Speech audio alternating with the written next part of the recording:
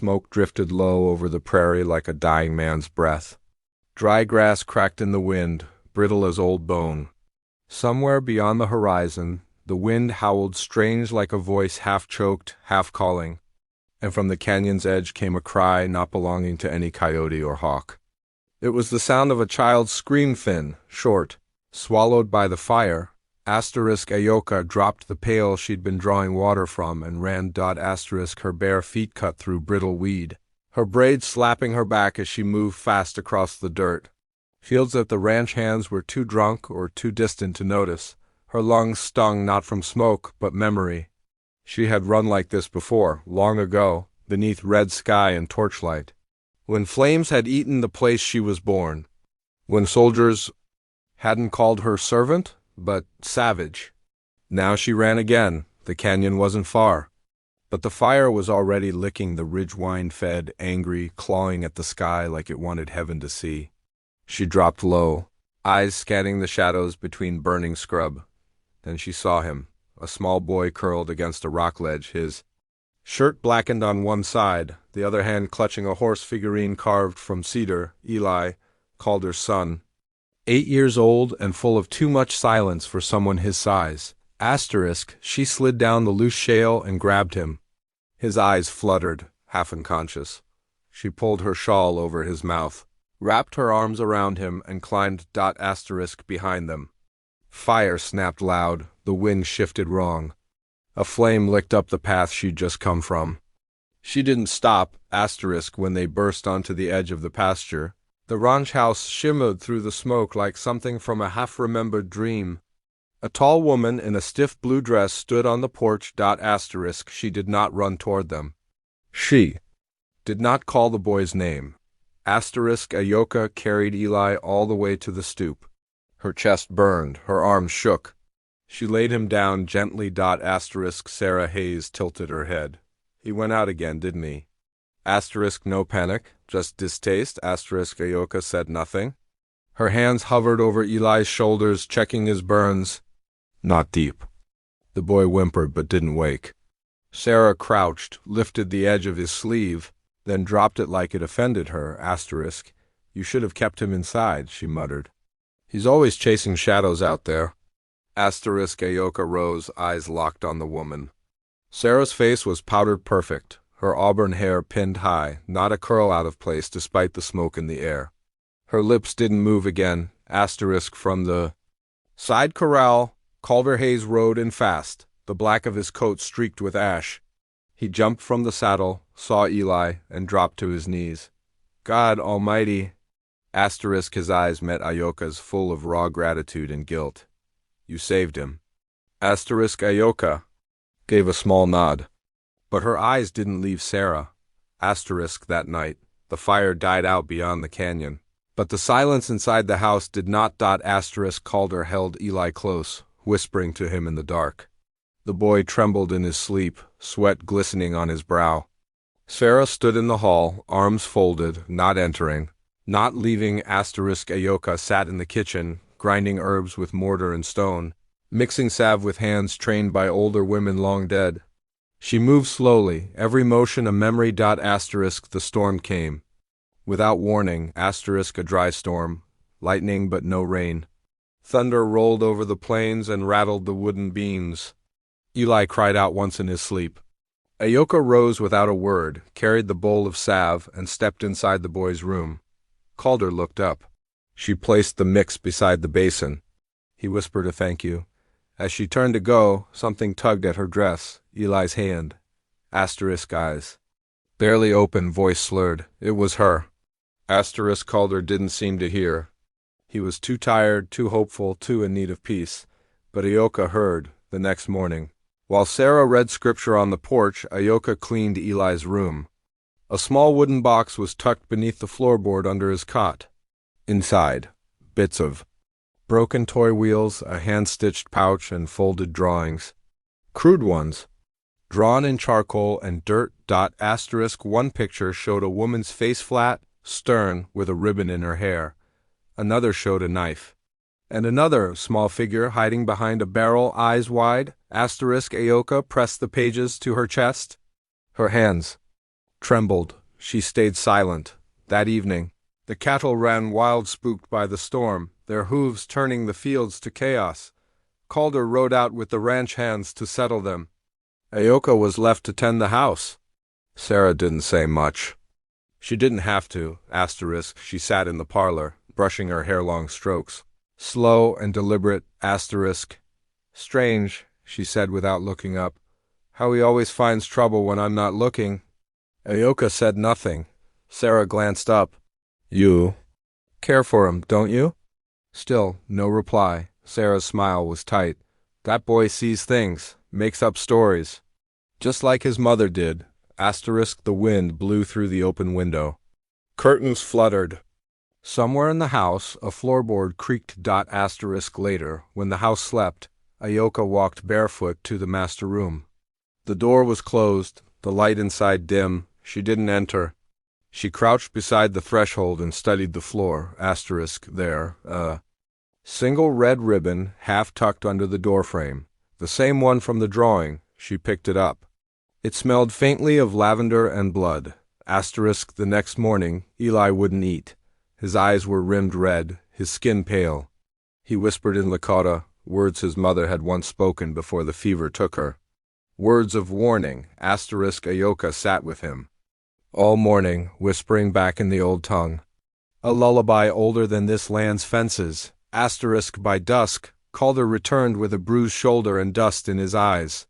He found Ayoka by the well, filling buckets. *. He's been better since you started sitting with him, he said quietly. Ayoka didn't look at him.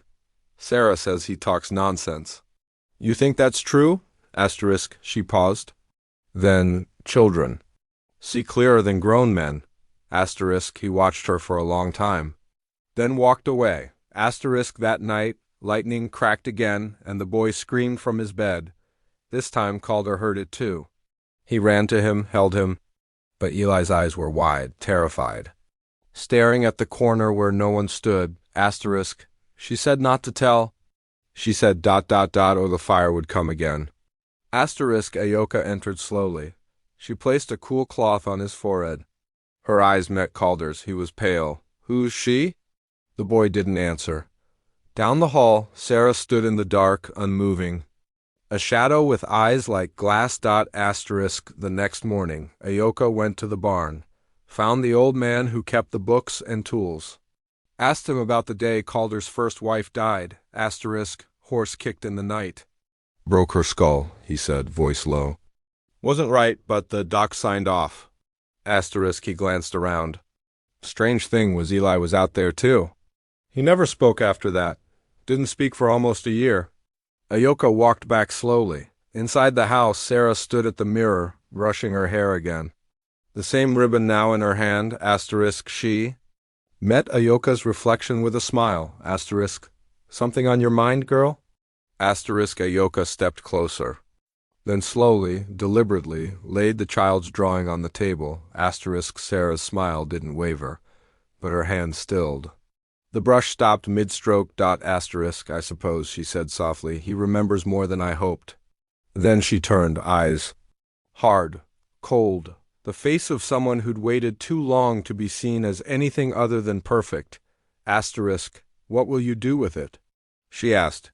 Ayoka didn't speak, because the wind had returned. And with it something darker, not smoke, not yet, but the scent of ash was in the air again. The rain came down in sheets that night, but it brought no peace. Lightning danced above the prairie like spirits fighting in the clouds. The house groaned in the wind, shutters banging against wood, the walls too thin to keep out the tremble. In the air, Ayoka moved through it barefoot, candle in hand, the flame fluttering as if it feared what it might light. Eli was fevered again. Sweat poured from his brow. His lips moved in whispers, half English, half memories. She said ... She said the candle must stay out, or else the red will come again ...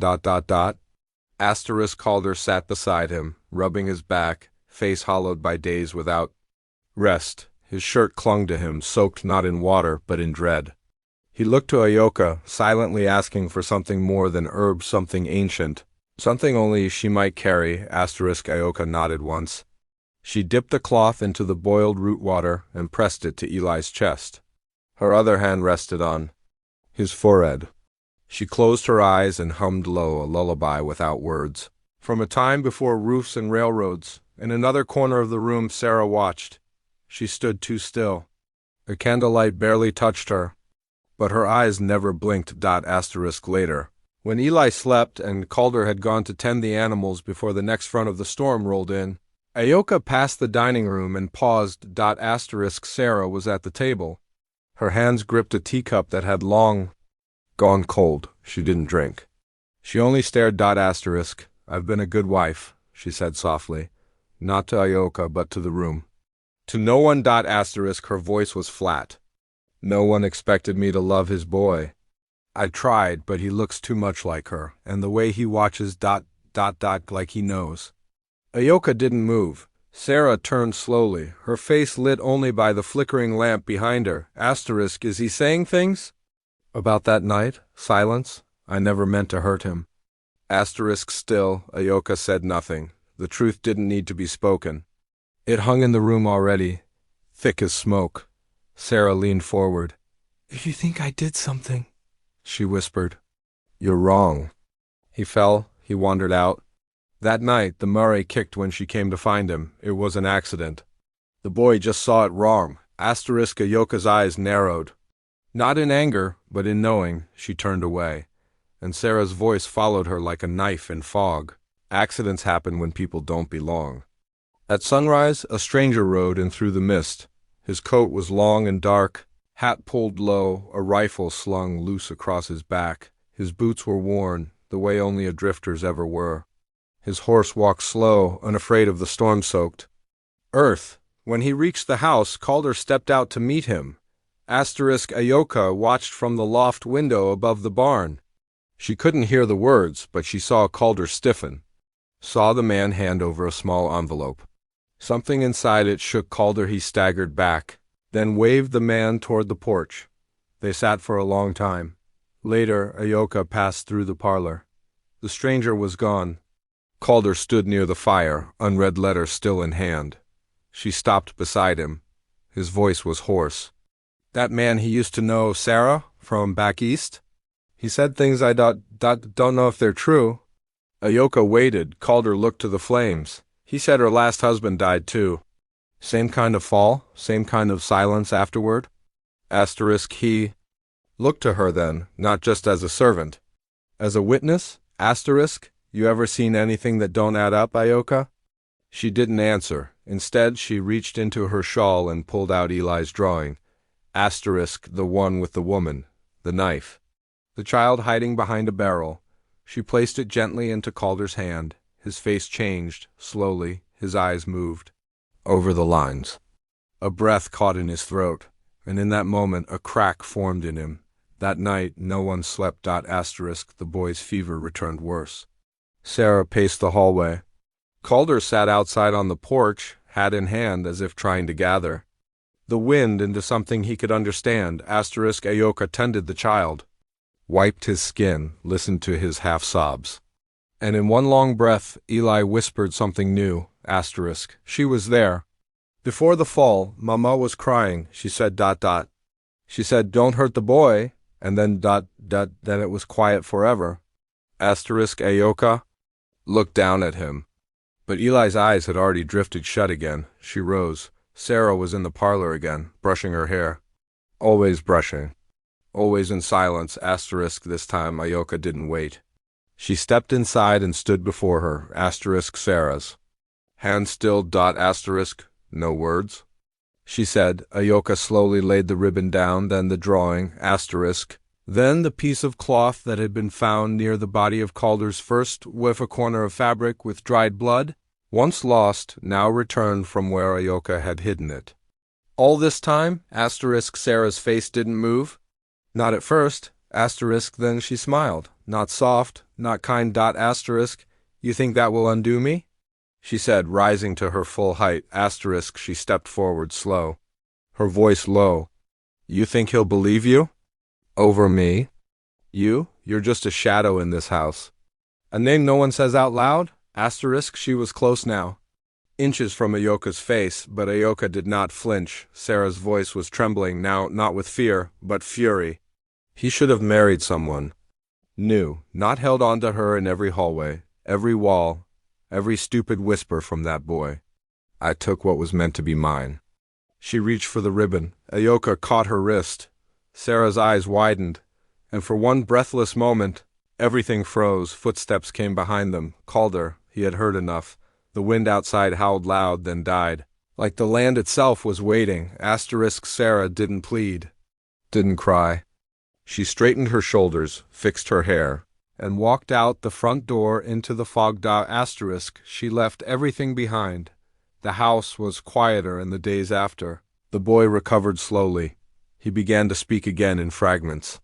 About the horses, about the woman who hummed him to sleep, about the stars above the barn that didn't burn this time. Asterisk Calder said little. He moved like a man who had survived a fire that no one saw but left scars anyway.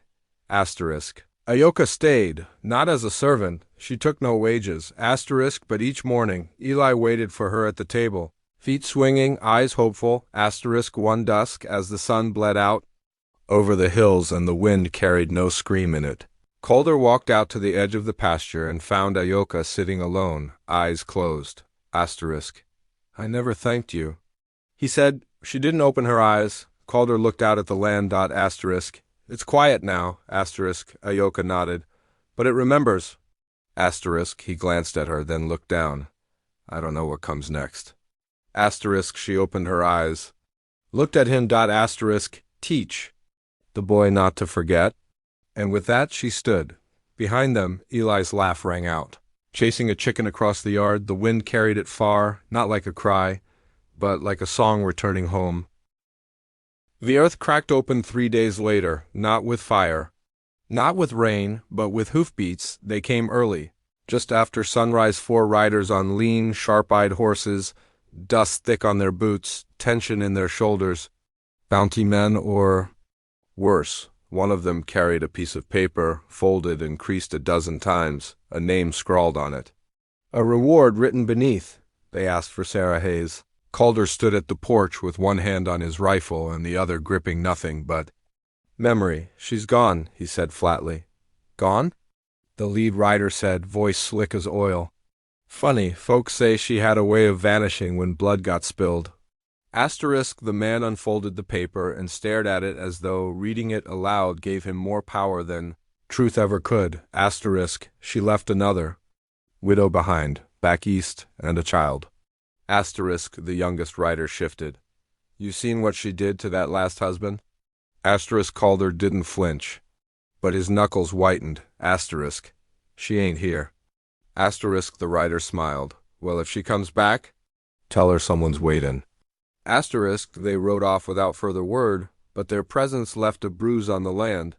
Even the chickens were quieter after. The dogs didn't bark once. Asterisk. That night, Calder didn't eat. He sat on the porch with his son asleep on his lap, as if holding him kept the rest of the world away. Asterisk. Ayoka walked to the edge of the field alone. Asterisk. She stood there for a long time, watching the hills where Sarah had vanished days earlier. Her eyes weren't afraid, but they weren't hopeful either. Just still, like a river that hadn't chosen which way to bend. Asterisk. The next day, a letter came by post.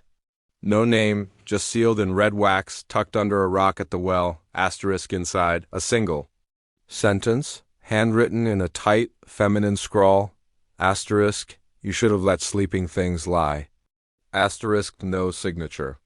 Just a pressed wildflower, dried, colorless. Asterisk. Ayoka read it once, then folded it back and burned it.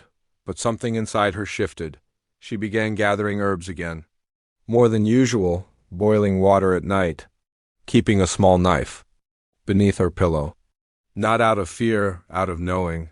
That evening, she taught Eli how to tie horse reins the old way. Showed him how to whisper to a frightened animal instead of grabbing its neck. He laughed, clumsy but eager. His hands trembled. Less now. His eyes no longer darted to shadows. He asked her if the fire was coming back. She only answered, no. Asterisk the wind that night was too still. The kind of stillness that means something is watching. Asterisk just before midnight the barn doors creaked. Open, a shadow slipped inside, bootsteps across hay, a knife shimmered in moonlight. Sarah stood over the horse stalls, her eyes wide and wild, hair loose for the first time, dress torn and stained, not with blood, but with flight. She looked like something the world had spit out. Asterisk Ayoka didn't move from the shadows. She waited. Asterisk Sarah whispered, "They want me dead, I heard them." Her hands trembled on the hilt of the blade. Ayoka stepped forward slowly. Asterisk Sarah's eyes snapped toward her. "He would have chosen you, wouldn't he?" Ayoka said nothing. Sarah's breath caught. "You took everything." A step closer, then another. Asterisk I built that house. I bore his scorn. I wore the ghost of his dead wife like a second skin. And then you, her voice broke, you with your silence. Your eyes, child. Asterisk Ayoka's hand drifted toward her shawl, but Sarah lunged first. The knife came fast, not elegant, desperate. Asterisk they fell into the straw. The horses reared. One kicked against its stall. Asterisk Ayoka rolled away, grabbed a pitchfork. But she didn't raise it. Asterisk Sarah stood.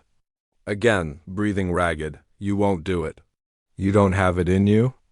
Ayoka looked at her long and deep, then threw the pitchfork aside. Asterisk she stepped into striking range. Wide open. Sarah blinked, confused. Why?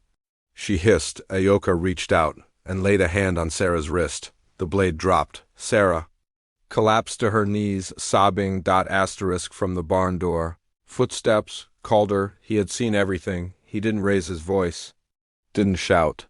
He walked slowly to Sarah, picked up the blade, and set it aside. Then he looked at Ayoka, not with gratitude, with understanding. Later they sat around the table. Ayoka, Calder, and Eli. Asterisk Sarah was locked in the root cellar, awaiting the rider's return. Calder had sent a rider to the next town with word. Asterisk it was Ayoka who had made the choice. Not to kill, but not to lie. Asterisk Eli sat beside her, eating slowly, watching his father's face. Watching hers, Calder finally spoke. I should have known sooner. Ayoka didn't answer. He looked at her. You should have left. Asterisk she nodded, but the boy stayed. He swallowed hard. I don't know what's left now. Asterisk Ayoka looked at the table. Asterisk and quietly said, the truth. Asterisk the next day. Sarah was taken away in chains by the same men who had first asked gently. Asterisk she said nothing as they loaded her onto the wagon. Didn't fight. But her eyes never left Ayoka. Asterisk like. Something unspoken still clung between them. Regret, maybe? Or hate. Or the shape of a life that might have been different. The ranch fell quiet again. Asterisk. But this time, it didn't ache. Eli laughed more. He learned to saddle his own horse. Asterisk, he wrote his first sentence. The lady sings to the trees. Asterisk called her. Planted new crops, mended the roof.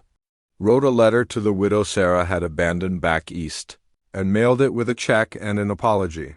Ayoka stayed, not in the servants' quarters, but in the house. Asterisk at night she taught Eli the songs of her childhood. He sang them back to her in soft, unsure tones. Asterisk one evening, Calder stood at the porch and watched her walk back from the barn, her hands full of wildflowers. I don't deserve peace, he said softly when she passed him. She paused. Asterisk, then said, you didn't choose it?